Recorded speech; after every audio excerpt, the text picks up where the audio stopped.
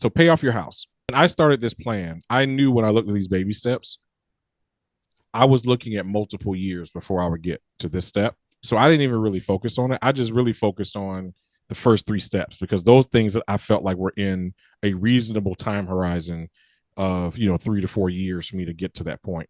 Looking back on this list, I have mixed feelings about this because on one hand, I talk with my wife all the time about how much different, number one, how much different life will be once our house is paid off because of the lowered expense associated with it. And number two, I don't see a realm of possibility for me to retire until the house is paid off. So that time frame in a way kind of determines how much longer I have to work because I'm not on a trajectory to retire with enough money to pay a mortgage every month. So on what I see a lot of value in being able to do this, at this step in the process. On the other hand, my mortgage is 2.6% interest and my high yield savings account is 4%. I don't see myself losing 4% to pay off 2.6. That doesn't like numerically make any sense to me in my situation. Not only that, but it's great to be able to build equity in your home. But one of the things that I've learned is it is almost as tricky or illusion as cash value in a whole life policy, right? Like it's this thing that is your money, but there's a cost to getting it, right? You're here. Like, in order for me to get access to my equity, I either have to refinance my house, so I've got to pay fees to the bank to process the paperwork associated with that, and they're going to refinance it at a lower amount than what the house is worth. So I can't even get all the equity out of it, including the fees, or I got to sell it. And there's, I think some people estimate it's like between 6 and 8% in fees. And I'm like, well, damn, I don't want to get access to my money when I can literally click 3 buttons on my Amex account and get it out for free. Like, I don't want to lock up all my money in my house because if I really need it for something, it's hard for me to get it out. So your thoughts on that? The financial planning rule of thumb back in the 80s, 90s was that you would need somewhere between 60 to 80% of your pre-retirement income in retirement. Okay. That number has inched up. So to now we say somewhere between 80 and 100% of your pre-retirement income. The reason is that fewer and fewer Americans are paying off their mortgage before they retire. The reason fewer and fewer Americans are paying off their mortgage before they retire is because we've had a long period of sustained low interest rates, and everyone's servicing very low interest rate debt on their homes. Back in the 70s, you were paying 9, 10, 12% on your mortgage, and it absolutely made sense for you to pay off your mortgage before you retired.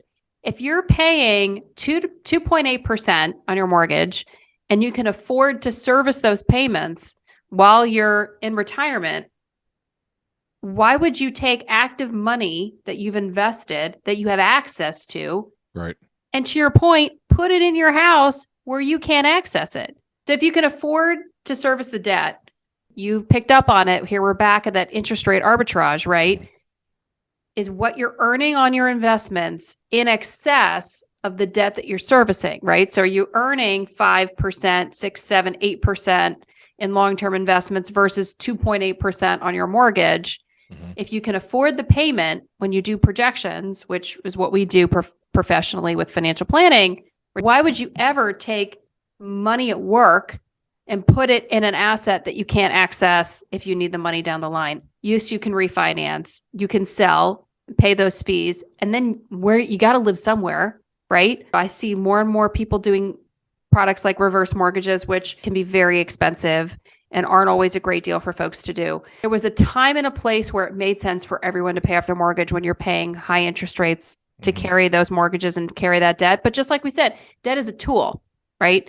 And carrying a mortgage allows you to have a home and keep that money at work. So the last baby step 7, is to build wealth and give. And this one is a little bit more nebulous than the others, but the main concept that Dave is putting across here is once you've done all these other things, college is secure for your children, your retirement investment is rolling the way it should, you've got a fully funded emergency fund, and you have no mortgage, you have achieved financial freedom for yourself.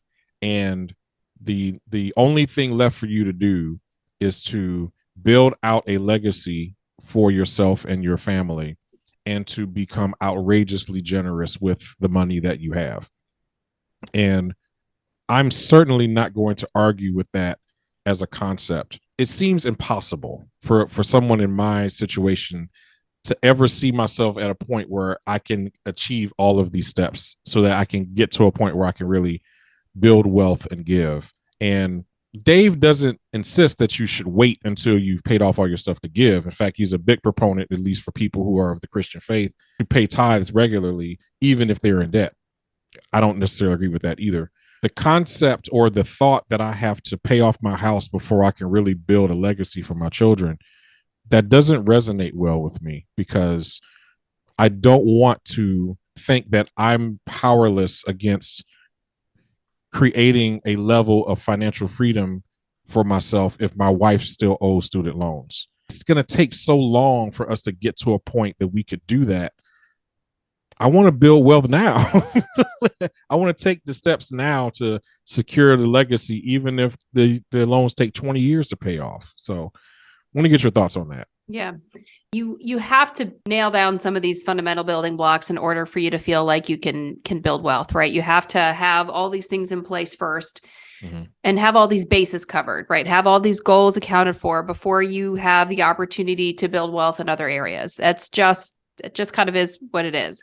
But I will say that the giving piece doesn't have to wait until step 7. There are other ways to give than, having all this extra wealth because you've completed all of these baby steps and now you have all this money falling out of your pockets everywhere. And even if you can't give with money, you give with service, you give with your time, you give to your community, you help your neighbors, and you give other people a leg up and help them. What you are doing, Ben, with the show is giving back and helping people in a way that you didn't have, that you felt like you didn't have when you were, starting on this path of becoming more financially successful and financially free. I think our children are watching us, and they see the patterns and behaviors that we set as, example for them. I serve my community. I serve on boards. I donate my time. I donate my money, and my kids see that. And I think that if I waited until I had all my goals covered and all of the boxes checked, they may no longer be paying attention. And so I think it's really important, if we are really setting an example for ourselves, for our family, for our children, for our communities, we can't wait. We have to do everything we can to give back and help each other out. I think that is a great note for us to close the show on. This has been absolutely fantastic. All the insight that you shared with our viewers on why Dave Ramsey is wrong about everything. Still gonna have that clickbait title on there. That you have to. I mean, it's obligatory. And thank you, Ben. Thank you so much. You know how much I've always enjoyed our conversations. I really enjoy the opportunity to share what I've learned over these years. You know that financial literacy is a passion of mine as well. Helping folks understand the tools and resources they have to improve their financial life is something I really believe strongly in. So thanks so much for the opportunity.